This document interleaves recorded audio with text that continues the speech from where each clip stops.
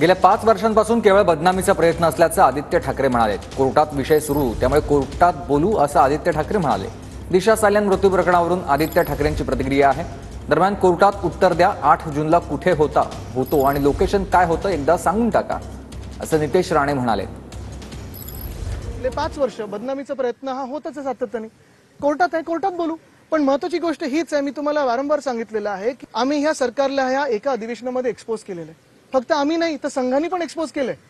काल तर संघातले देखील लोक बोललेत ना की औरंगजेब विषय हा चुकीचा आहे। मग आता भाजपचे मंत्री त्यांच्यावर कारवाई करायला मागणार का? आज आम्ही हाच प्रश्न विचारत आहे की महाराष्ट्र हा नेऊन कुठे ठेवलेला आहे? हाऊस बंद कशावरनं पाडायचं? तर माझ्यावरनं पाडायचं, पाडू द्या।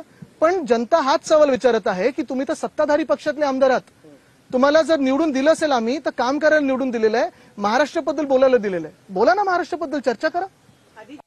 कोर्टातच पाहायची आहे, आम्हाला नका उत्तर देत बसू। तुम्हाला जास्त त्रास नाही देणार।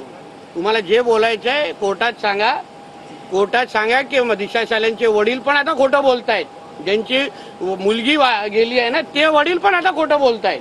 सांगून टाका कोर्टात। आम्हाला काय नैतिकतेच्या आधारे असं का येऊन बोलत नाही आदित्य ठाकरे? तर बाबा माझं नाव आलंय, माझ्यावर आरोप झालाय, जोपर्यंत माझ्यावर आरोप क्लिअर होत नाही तोपर्यंत मी आमदार म्हणून राहणार नाही।